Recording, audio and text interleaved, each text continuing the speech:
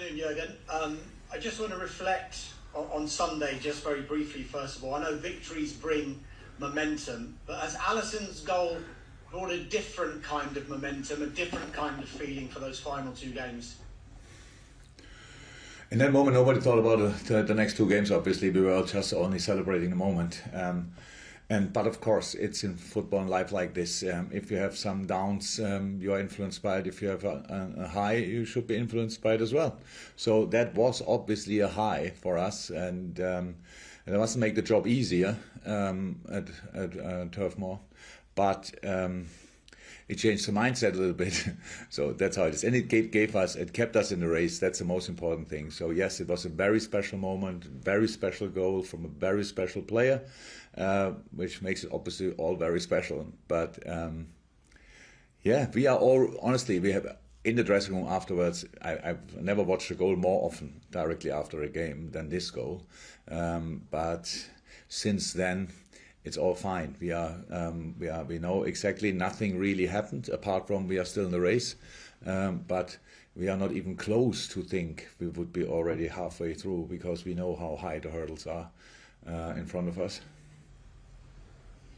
Jose Mourinho once said that his second place finish for Manchester United in 2018 was one of his biggest achievements, so it didn't come with a trophy.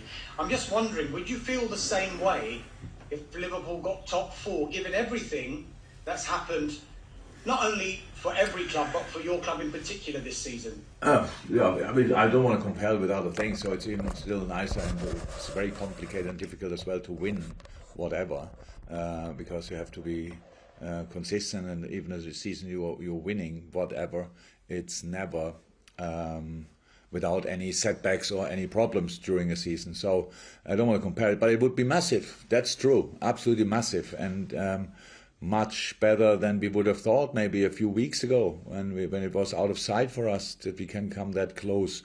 So since then we won a few games, brought ourselves in the position we are in now, and now we want to use that. That's clear. Final one from me, Jürgen. It's about a former Liverpool manager in Roy Hodgson. He'll leave Crystal Palace at the end of the season. Just your reaction and words of tribute, perhaps, and could you see yourself managing at the ripe old age of 73? Okay, let's start with the second part of the question. No chance. Hopefully I'm healthy and alive then. That would be already a great achievement, but no, I will not coach anymore. But you're young enough, obviously. If I'm still on the bench, then you can remind me on that. So and tell me what rubbish I spoke years ago. But it's not in my plans at all. Roy Hodgson, one of the very, very greats of our business, years and years ago, when really early, I've said it a couple of times, my former manager Wolfgang Frank, who introduced in Germany like the ball-orientated defending, and he showed us a lot of videos of Arrigo Sacchi, but as well from Roy Hodgson from his time in Switzerland. So all these kind of things. So he was obviously part of the inventive team of this kind of style. And so I knew him long before I met him. But when I met him, it was even better because a really, really nice guy, I have to say. And obviously high energetic, that he obviously thinks he has to do this stressful job in this kind of slightly advanced age. But he did a great job again. So staying in the Premier League is for all teams who are not fighting around the European spots a massive achievement. And he did that again and again with Crystal Palace. He obviously formed there a group which followed him completely, and I have to say I couldn't have more respect for what he did and how long he did it and on which level he did it. So I'm not sure he will retire. Maybe he stops only at Crystal Palace and searching for the next challenge. I would be not surprised about that. But on the day when he finally finished, football will lose a really great person of the game. Thank you. And we go to Jonathan for two questions from PLP. Jonathan. Thank you. Jürgen, just to follow up on that, I mean, as Dyche mentioned, obviously a former Liverpool manager, will you be helping to ensure that he gets the send-off he deserves on Sunday at your place? How can I be involved in that? How could I be involved in that? Sorry? No, I'm just talking about that. It will obviously be his final match, won't it, on Sunday? Yeah, I will be. So I'm sure you personally will. I'm not talking about the match. I'm sure you personally will ensure that it's a fitting farewell. From my point of view, 100%. But that's not so far. Nobody asked me about that. I don't think it's my job. But he was here as a manager. He worked here, and as far as I know, the Liverpool supporters, and there will be Liverpool supporters in the stadium. He will get absolutely a nice farewell. But obviously, before and after the game, during the game, I hope we can do something differently. But that's not important in the moment. So we play Burnley. Yes, as much as I have influence on it, he will get a proper farewell. And just on the significance, Jürgen, of a top four finish, there are many obvious reasons why this would be an Sorry, I have to go back. achievement. Sorry, I have to go back. Oh, sorry. Farewell. Does that mean he retires? Usually, you only get a farewell when. Palace. Sorry. Farewell to Crystal Palace. A farewell to Crystal Palace. Yeah. Okay. So, yes, he will. Definitely. Sorry. Yeah, he said it's time to sort of move on from top flight football. So Those championship, more games. I love that. Yeah, that's a great idea. Who knows? Yeah. I just wondered, Jürgen, just as far on the significance of the achievement. Obviously, there are many obvious reasons why this would be an amazing achievement if you finish top four, but I'm sure there are many other reasons behind the scenes, possibly that we don't even know about why this would be such an accomplishment. Can you sort of summarise in your own feelings towards that? No, because I don't want to speak about it, because it always sounds like for us it's very, very, very, very, very important. You saw that in the faces of the players when Ali scored the goal. So, but we can speak about what it means if we have to speak about it on Sunday after the game.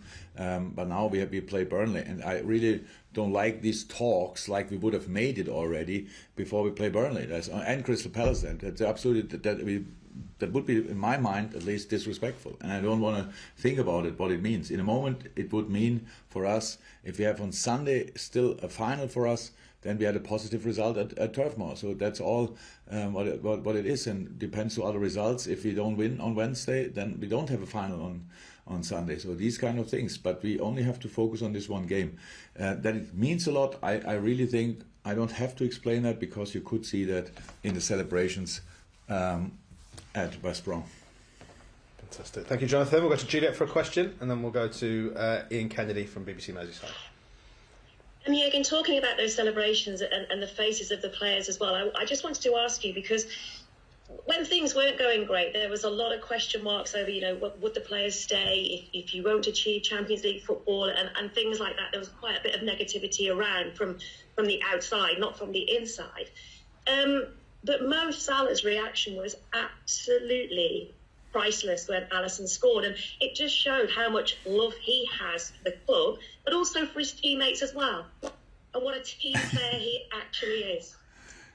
Yeah, well, I'm not sure why that's a question, because it sounds like you are surprised. I'm not. So a week before, when he scored the fourth goal at United and closed that game, I saw nobody was as fast as him, so nobody could be as close as we were together around the West Brom goal. But I could see in his face his determination as well. So look, for me it's difficult to answer these kind of questions, because I don't feel these things. You see, we are together every day, and I know how much Mo is committed to this team and this club. So I don't need a goal celebration to realize, oh, look, now everybody can see it. For me, it's a completely logical thing that we celebrate goals like this, because he is working his socks off since he is here, and is in a really good moment, which is absolutely helpful for us, and hopefully it stays for the last two games like that. That would be even more helpful, and that's it. So I was never in doubt about his love for his teammates or the club, not for 1 second. Thank you, Juliet. We'll go to Ian Kennedy, BBC Merseyside, then we're going to finish the open section with Carl Markham from Press Association. Hi, Jürgen. Just on Alisson's goal, again, one of the things I thought was interesting was the quality of the delivery of the corner from Trent Alexander-Arnold, because when you go into a situation where you know it's the last play of the game, you're under pressure to put it in a good ball, and he did that, didn't he? which made the goal possible. This was a world-class corner, not the first, hopefully not the last of Trent. Nate Phillips could have scored if he would have left his eyes open. Probably if Ali missed the ball, I think Sadio was still in a quite interesting position. So that good the corner was, and true. We shouldn't take these kind of things for granted. Absolutely right. We saw brilliant players, world-class players, in decisive moments delivering a rather average set piece, because it's quite common that in the last second of a game that there's another set piece, it's a free kick or a corner or whatever. And that, the corner, the cross made it happen. Ali had only to put his head on it, but he did that quite well as well.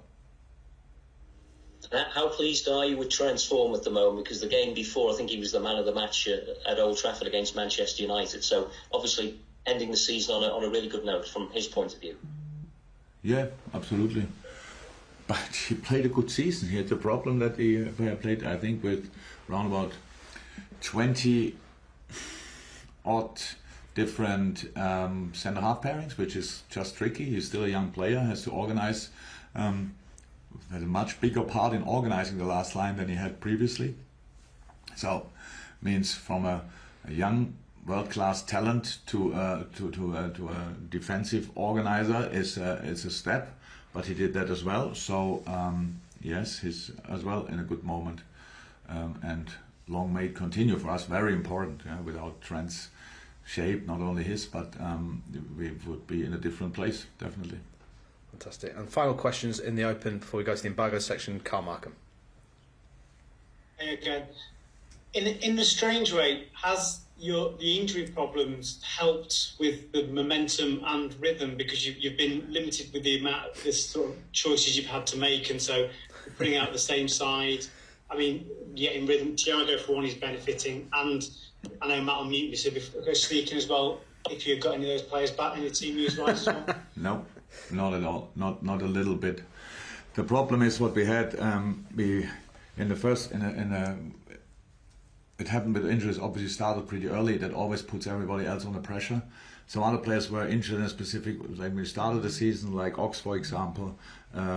Then Shaq got some problems and these kind of things, so they came all back step by step. But then you usually have a stable formation where you can throw them in. We never had that.